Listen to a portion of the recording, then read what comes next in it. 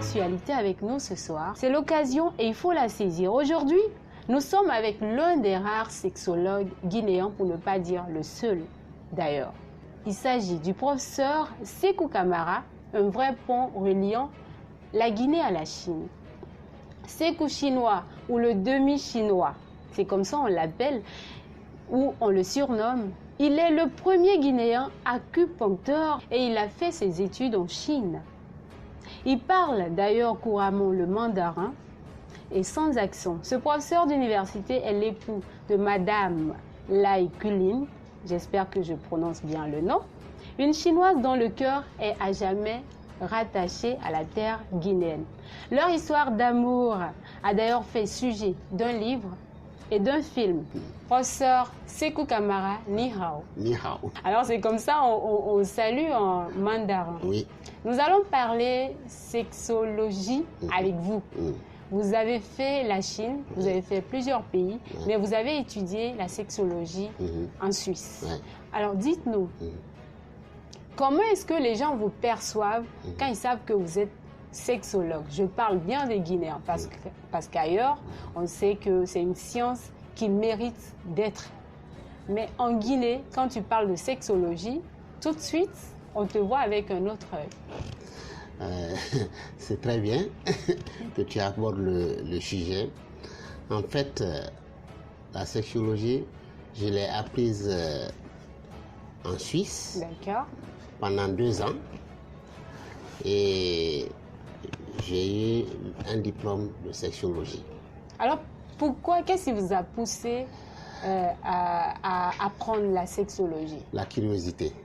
La curiosité intellectuelle. Ah, d'accord. Et aujourd'hui, ça rapporte beaucoup. Oui. Alors, pour le moment, la sexologie n'est pas très connue en Guinée. Guinée, oui. Et tout simplement, les gens sont très, très timides à vouloir exposer leurs problèmes sexuels. Et cela veut dire qu'ils ne connaissent pas la portée de leur sexe. Alors, ils n'en parlent pas ou c'est en catimini qu'on en parle. Dommage. C'est vraiment dommage. Et ce qui fait que la spécialité en Guinée, ne voit pas presque le jour. Mais qu'à cela ne tienne, la sexologie, si je prends le nombre de consultations que j'ai eues de janvier jusqu'à maintenant, ça fait quand même 300 personnes qui sont passées me voir. Wow. Alors, 300 personnes, c'est pas beaucoup, mais quand dans même, un pays comme le nôtre, ça commence, oui. Ça commence à venir. Et c'est ça. D'accord. Alors, la sexologie, c'est l'étude...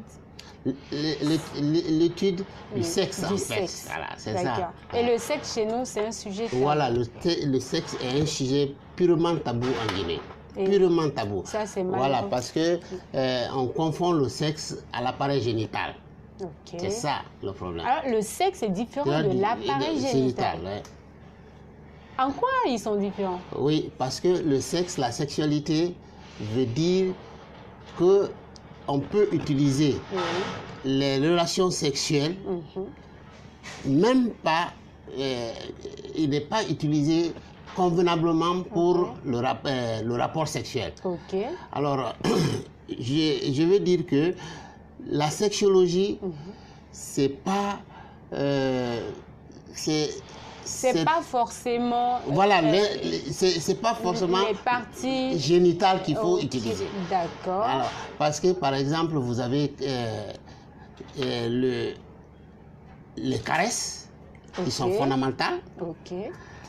Cela rentre dans la sexualité.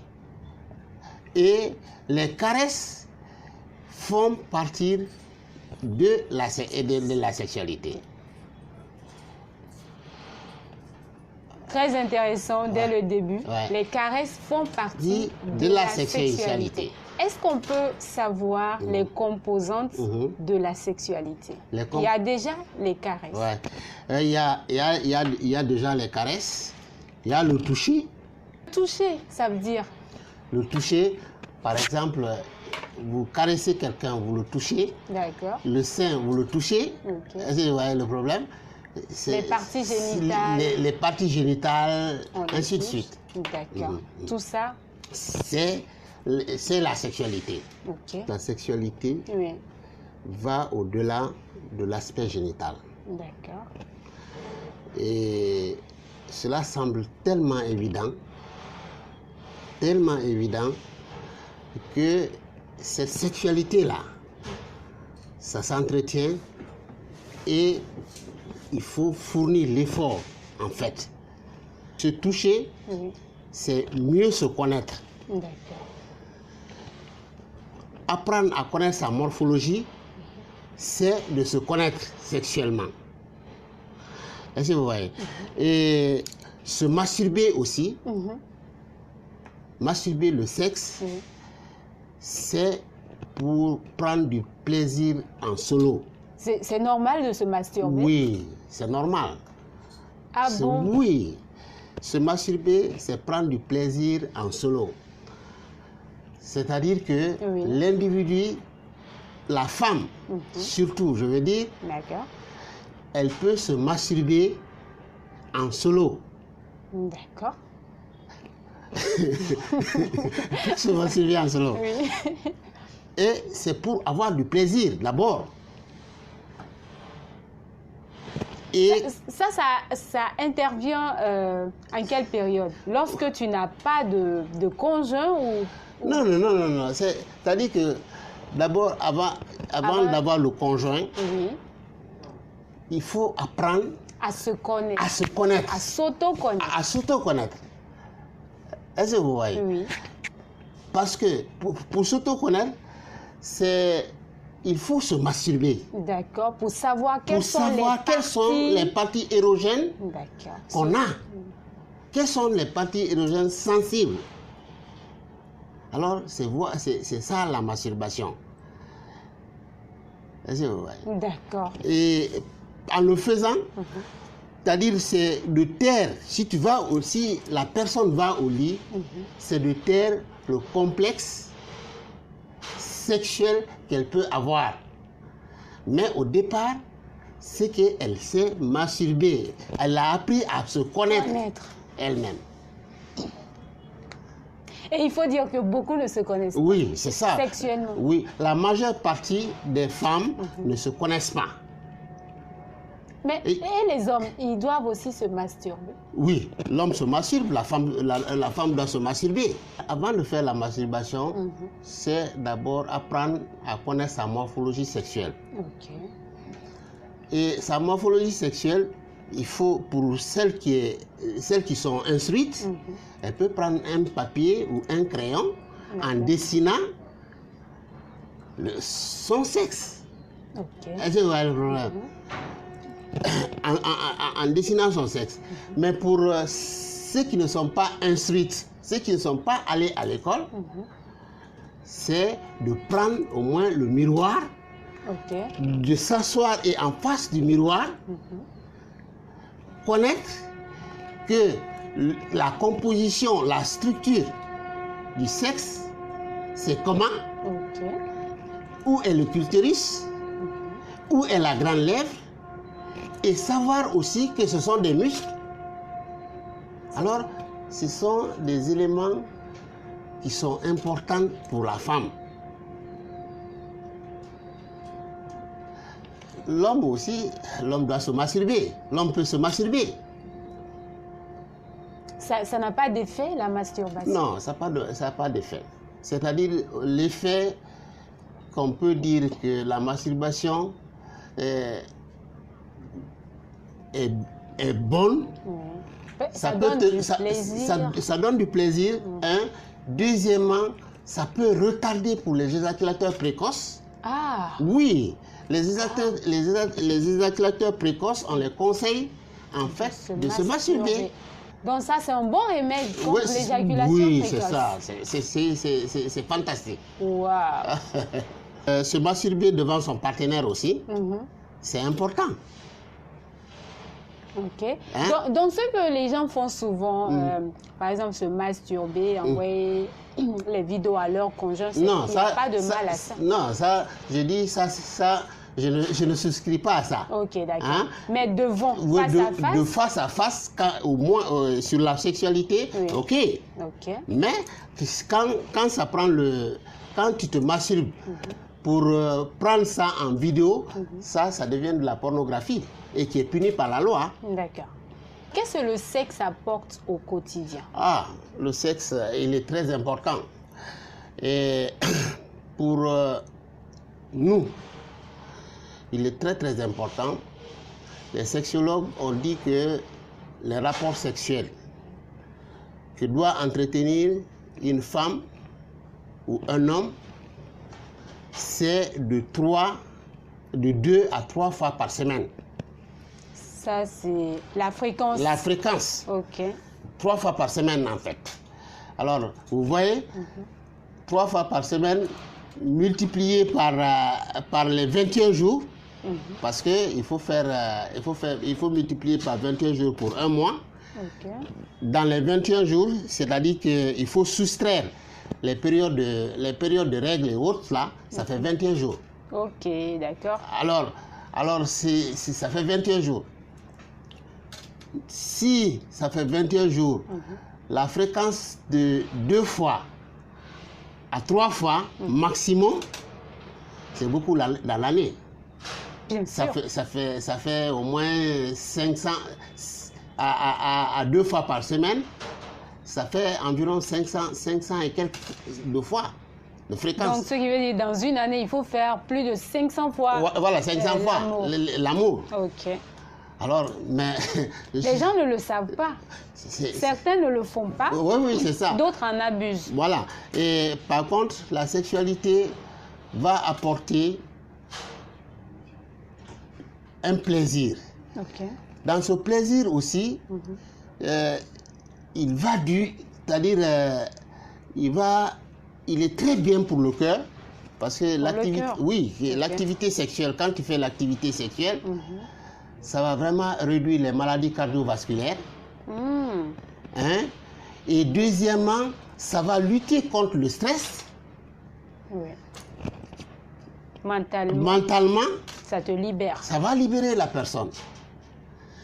Et on dit pour un rapport sexuel plus ou moins accompli, la moyenne, c'est que c'est de 33 secondes à 5 minutes 4 jusqu'à 44 minutes. Docteur, là, je n'ai pas compris. Ok. Pour de bons rapports sexuels, oui, la moyenne, ouais, c'est de 33 secondes. 33 secondes, c'est-à-dire 33 secondes, c'est pour les gens qui éjaculent très vite. Ok. Ok. Et, comment on appelle, 5 minutes 40, Ok. ça c'est la moyenne. D'accord. Et maintenant, dans le pire des cas, oui, ça va jusqu'à 44 minutes. Et les gens qui font 1h30 alors? Oui, bon, comme on dit, c'est la moyenne, c'est ça. D'accord. Voilà. Ça, c'est la moyenne. C'est la moyenne. Mais vous avez dit, ce qui est maximum, c'est 44 secondes, 44 minutes. Oui, 44 minutes. Ce qui veut dire, quand ça dépasse 44 minutes, c'est de trop. Oui, oui, c'est vraiment trop. C'est vraiment trop. C'est vraiment trop. Mais rare, c'est que rares sont les personnes qui peuvent aller jusqu'à 1 heure de temps. Mais c'est la moyenne que j'ai donnée. Ok, hein? d'accord. Voilà. Alors, une femme qui n'arrive jamais à être satisfaite lorsqu'on lui fait l'amour, qu'est-ce qui est dû à cela? Bon, par rapport à ça, les causes sont multiples. D'abord, il faut aller à l'hôpital rechercher la cause, c'est-à-dire de consulter. Il peut avoir une cause psychologique qui doit être psychogène. Et puis, comment on appelle, il peut avoir une défibrillation, c'est-à-dire une fibrillation on a taillé le clitoris. L'excision. Permettez-moi, c'est l'excision. D'accord. Alors, tout ça, ça peut rendre frigide. Okay. Alors, ça contribue vraiment pas à l'épanouissement sexuel. Voilà, la personne ne s'épanouit pas sexuellement. Parce que quand tu fais le rapport sexuel, oui. il y a des hormones qui sont libérées, qu'on appelle l'oxytocine en français. L'oxytocine, c'est ce qui est libéré, et après, maintenant, le circuit est assez compliqué. Okay. Il y a la dopamine qui est libérée, ainsi de suite, de l'endorphine, c'est-à-dire les substances euphoriques, quoi, après le rapport sexuel. Alors, ce sont des choses qui sont là. D'accord. Professeur, il y a des positions différentes adoptées lors des rapports sexuels. Il y a certaines même qui sont jugées perverses par certaines personnes. Pensez-vous que pratiquer le sexe sous diverses formes est nécessaire pour l'épanouissement sexuel? Oui, tout à fait. Parce que le rapport sexuel, en fait, c'est quelque chose c'est un jeu. Un jeu. Il y a beaucoup de composantes dans le jeu. Il y a beaucoup de composantes. Alors, tu as comment on appelle ce qu'on appelle la position du missionnaire, qui est beaucoup utilisée. Okay. Alors, ça, il n'y a pas de problème. Il n'y a rien de... C'est la position respectable. Oui, c'est la position respectable. C'est ce qu'on appelle, mais vraiment tout le temps. Oui. Mais c'est la position dite respectable. C'est la position dite respectable, au fait. Mais et les autres positions? Les positions sont les mêmes, car ça se passe dans l'intimité du couple. Okay. Et c'est très important. Il n'y a rien de pervers. Il n'y a rien de pervers là-dedans. Parce que quand vous êtes avec votre partenaire, ce que vous dites, ce que vous faites, c'est pas exposé. C'est vrai. Ce n'est pas exposé. Ouais. Alors, je dis qu'il n'y a rien de mal à ça. Mais on dit souvent qu'il y a des positions, par exemple, qui donnent une autre forme au sexe de la femme, par exemple. Parce que l'homme et la femme n'ont pas quand même le même sexe. Oui. Mais c'est-à-dire qu'ils n'ont pas le même sexe, mais la profondeur ou la dimension du sexe, c'est à peu près la même chose. C'est-à-dire que, oui, tu as comment on appelle la profondeur du sexe d'une femme, c'est 8 à 9 cm de profondeur. D'accord. Mais ça, c'est comment on appelle en excitation. En excitation. Mais on va dire c'est 6 cm 40 au repos. Ok. Lorsqu'il est excité, ça devient profond. Profond, ça fait 9 cm.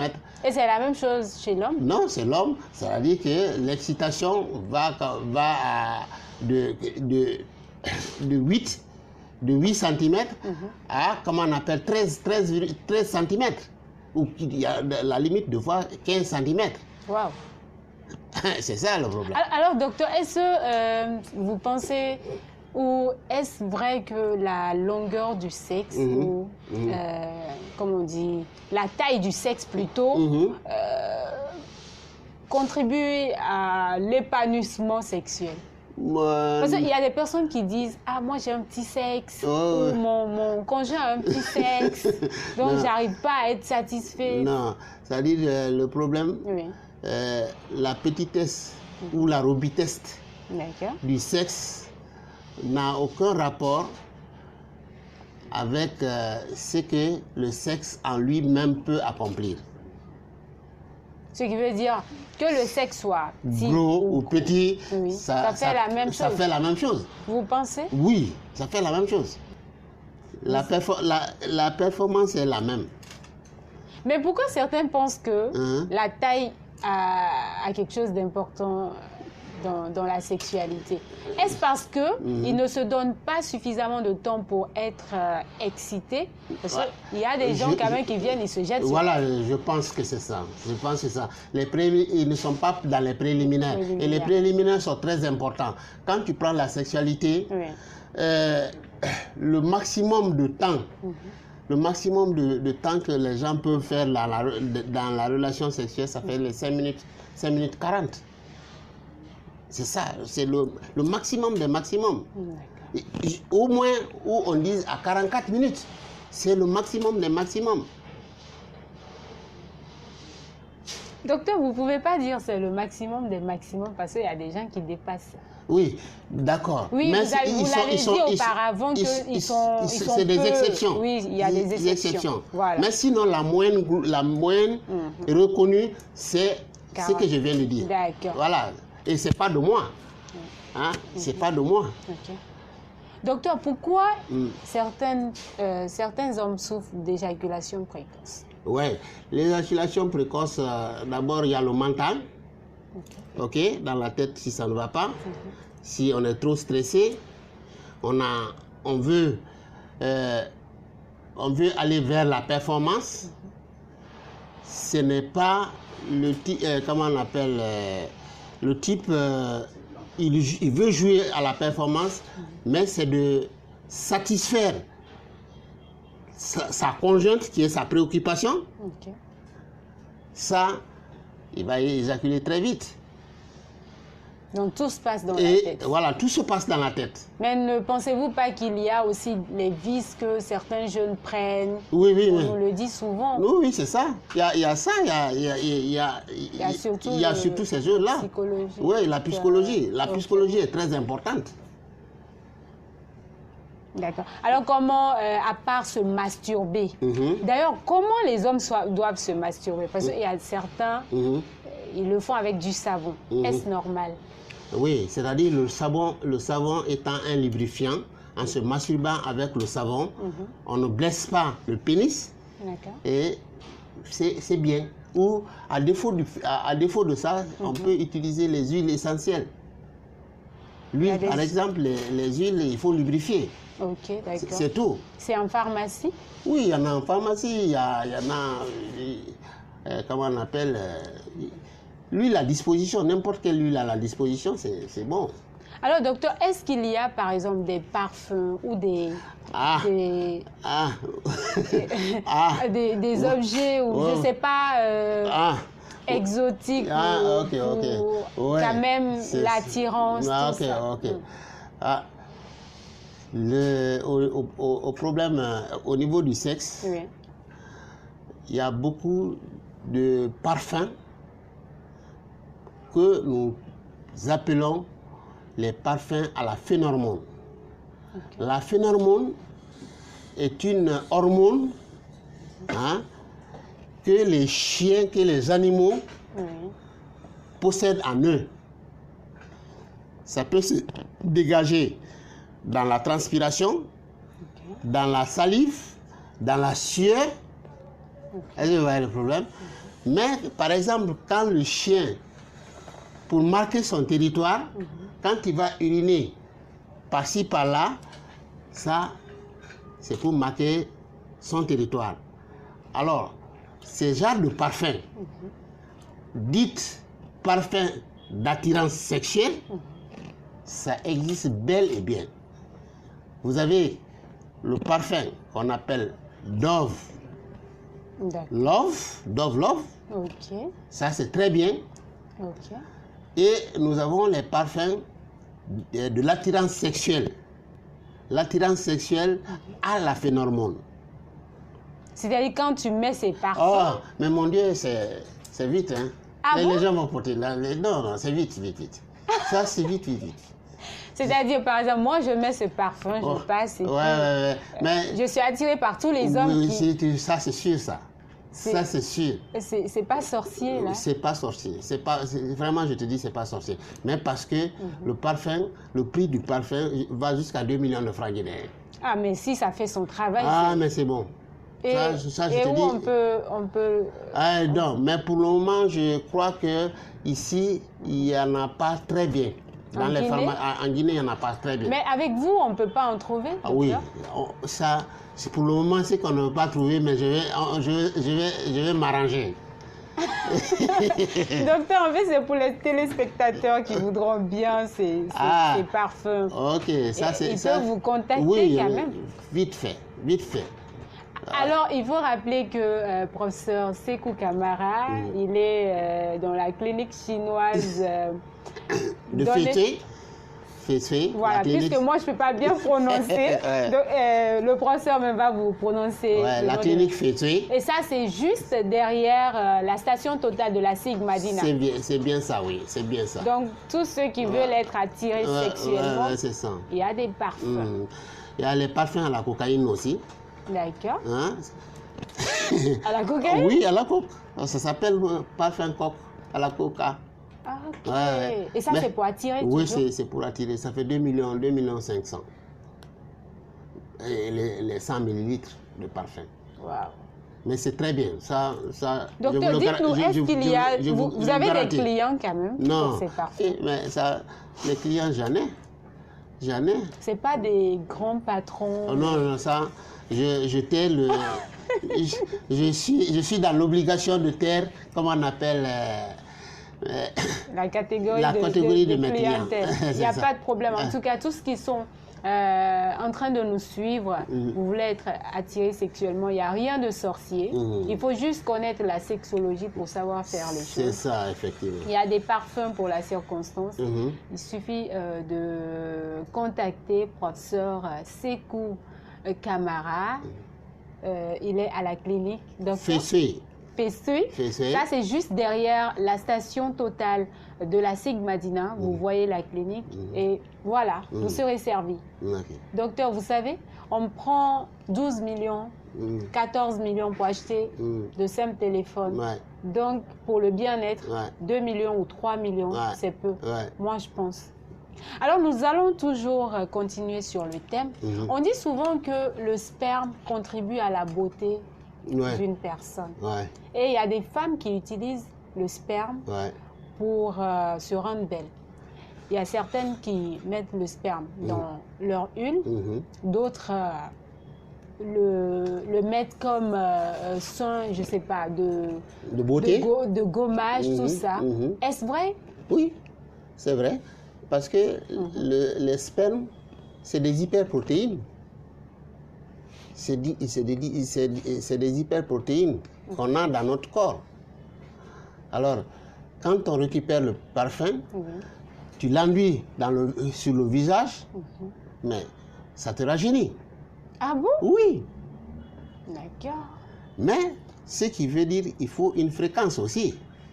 Comment ça se passe? Non, c'est-à-dire que quand vous prenez le sperme, ce n'est pas pour utiliser une fois ou 2 fois ou 3 fois que ça peut te rajeunir. Mais en fait, ça doit être une routine. Voilà, ça doit être une routine.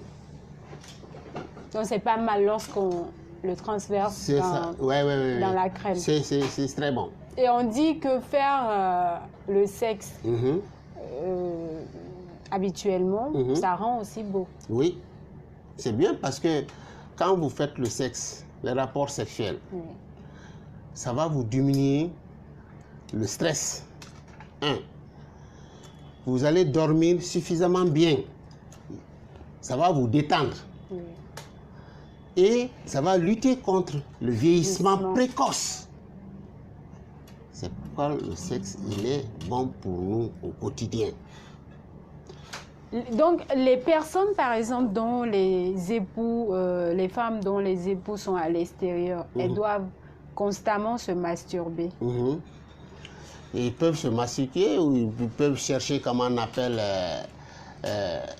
les vibrosexes. C'est quoi les vibrosexes? C'est des espèces de sexe. C'est des espèces de sexe qui vibrent. Voilà. Docteur, ça n'a pas d'effet? Non, ça n'a pas d'effet. C'est les trucs que les Chinois fabriquent. Ouais, récemment, on a vu On a vu le foisonnement des poupées. C'est ça. Où on disait. Ouais, c'est ça. Mais ça remplace carrément la personne qui... Non, mais en fait, ça ne veut pas remplacer une personne. Mais le jour, quand tu es habitué à ces poupées, par exemple, Ouais, et que toi, ton conjoint ou ta conjointe revient, Ah. tu es déjà habitué à un objet. Est-ce que tu auras encore l'envie de... Mais c'est qu'il faut lui expliquer. Il faut lui expliquer. Le complexe là, tu dois le mettre à côté. La plupart des femmes mariées, elles ne sont pas infidèles jusqu'après le mariage. Qu'est-ce qui cause cela? Ah, c'est une question assez compliquée. Ah bon? Ouais, c'est assez compliqué pour moi de répondre. Mais je dis, comme tu le dis, comme le disait un auteur, le vrai mariage, le vrai amour et le plaisir dans l'amour là, ça se limite seulement à 3 ans de mariage. Ah bon? Ouais. Vous ne pensez pas que la sexualité est aussi le problème? Si dans le couple, on n'est pas épanoui sexuellement, voilà, on va essayer de chercher ailleurs. Voilà. C'est-à-dire que c'est pourquoi je dis que c'est très difficile pour moi de répondre à cette question. Parce que si au mariage, au départ, tu t'es épanoui, mais après, pour telle raison de maladie, que les gens, par exemple, quand tu parles le diabète, par exemple, ça peut détruire la sexualité. Ok. Les médicaments de l'hypertension qu'on prend, ça fait améniser la sexualité. Mais si ça trouve que tu es marié déjà, mais c'est après le mariage que tu as eu le problème de prendre les médicaments. Et ces médicaments jouent sur la sexualité. L'infidélité, ça va venir. Alors, qui faudra-t-il accuser en ce moment? Est-ce qu'il y a quelqu'un à accuser? La maladie, elle peut venir. C'est ça. Voilà, c'est pourquoi j'ai dit que c'est assez difficile pour moi de pouvoir répondre à cette question.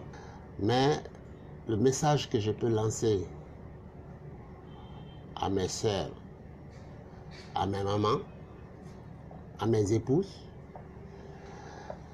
il faut respecter l'intégrité physique du sexe de la femme. Nous devrons savoir que dans le sexe, vous avez des parties très importantes. Il faut éviter de mutiler ces parties. Et une fois que vous mutilez ces parties, vous condamnez la personne à jamais pour une vie sexuelle épanouie. Je veux surtout dire, le clitoris, ça c'est l'organe par lequel est sécrété ce qu'on appelle l'oxytocine. C'est l'hormone d'attirance. Mais une fois que vous le coupez, le circuit, ça va être fermé. Si vous créez un handicapé sexuel que, au nom de la religion, au nom des coutumes que vous déversez et vous laissez dans la société, c'est ce que vous allez voir. Parce que c'est avec tristesse que j'évoque même ici, là, cette situation. Il y a une femme qui est venue me voir.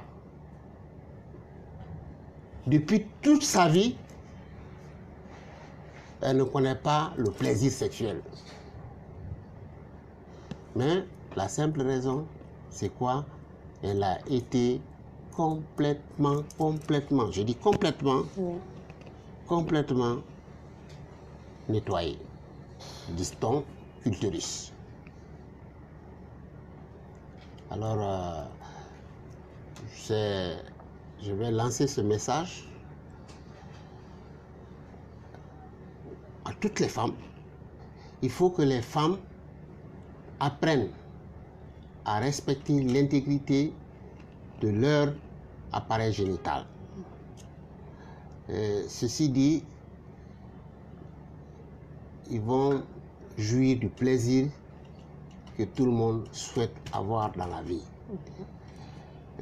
C'est le message que j'ai à donner aux femmes. Et aux hommes également, docteur, il faut dire que malheureusement, il y a plusieurs hommes qui prennent des médicaments, qui utilisent des produits pour avoir de gros sexe. Parce que selon eux, ils en ont de petits qui ne sont pas propices. Ou qui psychologiquement sont malades et ça agit sur la sexualité. Il y a des gens aussi qui abusent tellement de la masturbation, on ne sait pas le pourquoi, mais quel est le conseil que vous avez à leur donner? Alors, pour ça, d'abord, ceux qui se masturbent. La masturbation doit être un acte non répété tout le temps. D'accord. C'est pour les besoins de la cause. Un. Deuxièmement, quand on se masturbe, il faut un massage doux. C'est-à-dire, la masturbation, c'est un massage en fait. Okay. Le massage du sexe, c'est doux. Il faut souvent de l'huile ou du savon pour lubrifier le gland pour la masturbation. Mais quand par exemple, il est connu être un éjaculateur précoce, je dis oui, la masturbation, je suis OK. Mais quand c'est la masturbation permanente pour avoir le fantasme sexuel, tout le temps à répétition, je dis qu'il faut se méfier. Parce que il peut avoir une addiction à la masturbation. Oui. Quand il y a une addiction à la masturbation, c'est très difficile de corriger. Alors, à ceci, je dis qu'il faut tempérer les choses. Voilà. Et aux personnes qui abusent des produits pour avoir de... Ah, les gros sexes. Les gros sexes. Non, c'est-à-dire ça, c'est un complexe. On dit ça, c'est un complexe sexuel d'infériorité.